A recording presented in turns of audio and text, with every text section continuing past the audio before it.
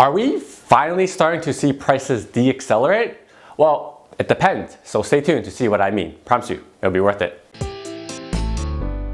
Good day, Toronto. Welcome to another episode of Prime Property TV. So glad you could join me here today. Every week on Prime Property TV, we take a closer look at Toronto real estate topics and matters that update the most to you. So I'm going to break down on this episode the most recent numbers that came out to the last month and determine whether the market is speeding up or slowing down. It's kind of a little bit of both, right? So if you like this type of real estate content, then make sure you help us spread the knowledge by smashing that like button and subscribing to the YouTube channel. And of course, sharing this video with anyone who you think will benefit from it. Because every week I talk about real estate content that matters the most to you. And all of this real talk is because we want to be transparent and honest. And by doing so, we hope that when you're ready to make your real estate move, you think of us and schedule a call with me and strategize on your future. So before I tell you the numbers, let me preface this by saying that remember 1 year ago, almost give or take, we had numbers that were about half pandemic and half not. So half the month there were like pre-pandemic numbers, and then the other ones post-pandemic numbers, right? So just remember that, because you know all the stuff that just transpired last month is comparing it to that. So here we go. Average prices is up to about $1.1 million, almost up 21.6% from last year. Remember, silly. Total sales about 15,500, which is up 100% from last year. Yeah, we double, but again, from last year, which is also silly still. But remember what I was saying, pandemic last year. And the months of inventory right now is like a solid 1.0, which is not healthy at all. It's still not enough inventory. And you know what I say when there's not enough inventory, right? It generally means higher prices are to come. But let's dive into the annual numbers a bit more before I break down each micro market. $1.1 million is just a silly average price. It doesn't matter how you slice it. There's this metric a lot of people have been using for like affordability, which is like the average price associated with the average income, right? That metric doesn't make any sense, and it really hasn't for like almost a decade from like an economics perspective, because we're detached from that almost, but I'll entertain it. In the span of 1 year, just to show you how rampant this went up, during a pandemic, the average Toronto home went from 18 times your gross income, 18 times, to 21 times. Does anyone still think inflation is at 2%? Bank of Canada. Get it together, guys. The money printing is real. But I'm not going to go off on a tangent today. I'm going to try to keep this video concise somewhat. Anyways, from a month-to-month perspective, it felt like the market was slowing down. The numbers did definitely back it up. I wasn't seeing like 20 plus offers on a good property anymore. It's more like 5 to 10, like 7 is kind of like that sweet spot last month. And while that's better, the narrative is in no way saying that prices are actually coming down. My observations are backed by the numbers, and really the month of inventory went from 0.8 to 1.0, which means we're kind of easing off of that craziness of like 20 plus offers. But while sales were the same as last month, which isn't normal by the way, March is usually stronger than February, that's how strong last February was, we did get like almost record supply in March. Hence the months of inventory did increase, so it kind of balanced out and made it a little bit less crazy.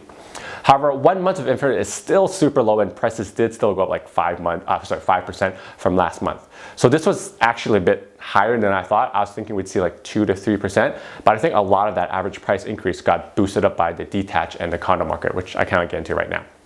So the detached market in Toronto got tighter. Inventory is now at 0.8 months, and it's basically sub 1 for like the first time in 5 years.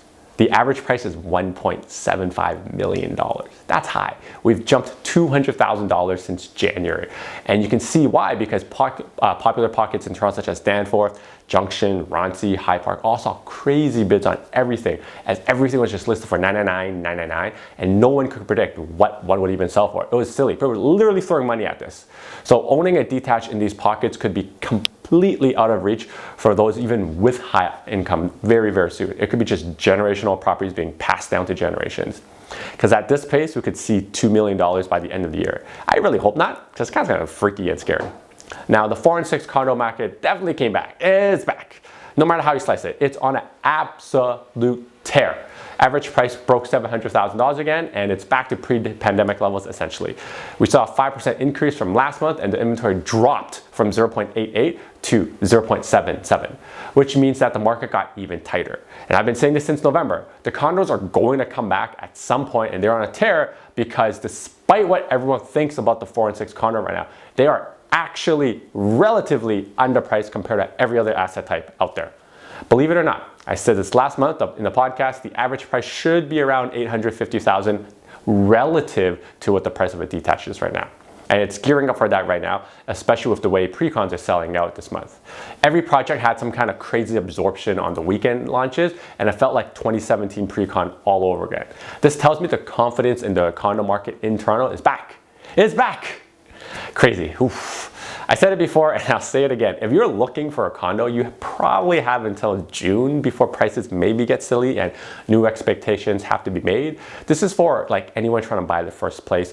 And if you're looking for like that one bedroom downtown, like below 600,000, this is probably going to be your final call before prices go and accelerate.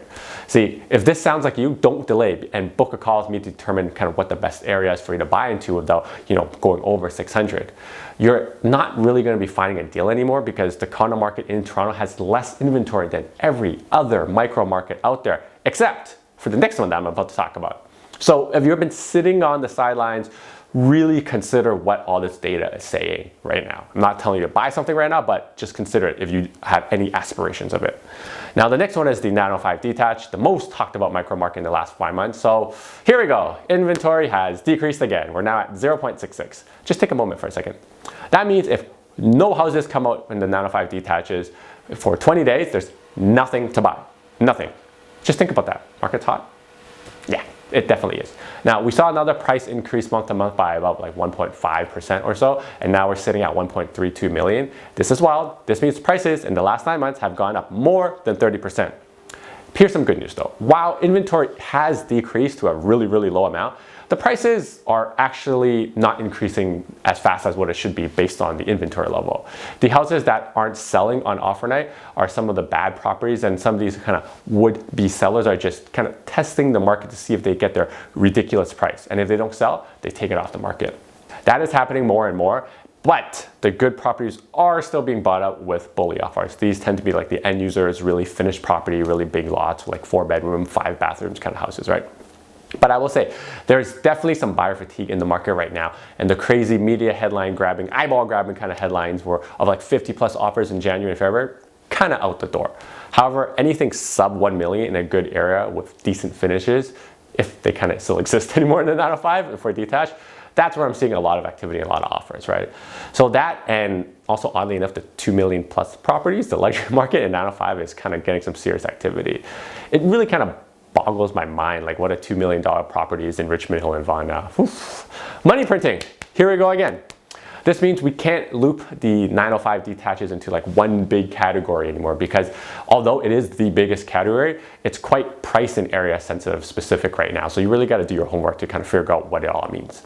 Then we have the semis and towns in 905, which are both kind of just chugging along, nothing to really talk about. Prices are the same from last month, inventory is about the same, sales are increasing, but enough supply is coming, so the inventory is balanced, right? So this is what I mean, it's healthy. It probably means we've kind of plateaued for the time being, but let's see what the spring market brings, whether it brings new buyers or more listings, we'll see. Then you have the 905 condo market. It took a huge jump, oddly enough, the biggest price jump of every micro market from last month. It's not saying go buy a 905 condo, but I'm just saying prices are up 8% and they broke 600,000 for the first time. Basically, why it's popular is because for anyone who's buying their first place that needs more than like 500 square feet plus a parking spot, has to be in the 905 condo market. Think about that for a second. To qualify for the least expensive real estate type in all of Greater Toronto area, a 905 condo, on a conventional mortgage, you still need about $120,000 saved up, $120,000 in gross income just to qualify. It's crazy, but it's the easiest way to enter the market and buy time for you to kind of work your way up the real estate ladder to like a freehold, because you ain't chasing this type of price appreciation. It's silly. It's not fair, but that's kind of what's happening. And really, even a crash ain't going to fix this probably. The government policies will probably like temporarily slow it down. All of this happened during a pandemic. Fundamentally, it doesn't make any sense. The economy slowed down, immigration has slowed down, job growth has slowed down, but prices have not. And I'll be going deeper into these topics on next week. I think we plan for next week on the podcast, but I'll leave you with two thoughts. You can choose to whichever one you want to subscribe to. The narrative is completely up to you. The fundamentals are broken. Prices went up. There has to be a crash, whether naturally or artificially by the government. Or, on the other side, the fundamentals are coming back, with immigration coming back. Jobs and universities are hopefully returning post-pandemic around the fall, and prices can only go up from there. The underlying rationale for both makes a lot of sense. What you choose to believe and subscribe to is totally up to you. I am kind of straddling between the both, but know that long time, and sort of like long term, like far in the future, 5+ years, if I hold on to real estate, I'll come out on top. That's why I'm pessimistic in the short term, because I feel like anything can be coming down the pipeline in 2 to 3 years. But I'm optimistic in like 5+ years. Anything that artificially changes the market, let's face it, the market hasn't been a free market for a very long time. There's been some random stuff the government has thrown at it every 2 years. And I feel like we're due for one soon, maybe in mid-April for the federal budget, because that's just a pattern, right, for the last decade. But I know if I can survive this next bump, whatever that comes my way, while holding on to my portfolio in real estate, I'll come out on top, because I know this money printing economy is going to work that way. This is why I'll leave you with this. You need to strategically make your real estate move. It's a long-term plan, not a short-term one. So if you want to see how we can navigate this crazy real estate market and prepare for the worst but hope for the best, you can book a call with me using the link on the screen. It's www.chatwithzen.com. Until next time, hopefully this helps and gives you a little bit of perspective of what's going on. There is a little bit of a deacceleration, but certain pockets are still ramping up. So good and bad, good and bad. Until next time, your move, your future. Now that you're done watching this one, how about this one? Oh, you know what? This one's good too. Ooh, this one's really good. You know what? Just watch them both.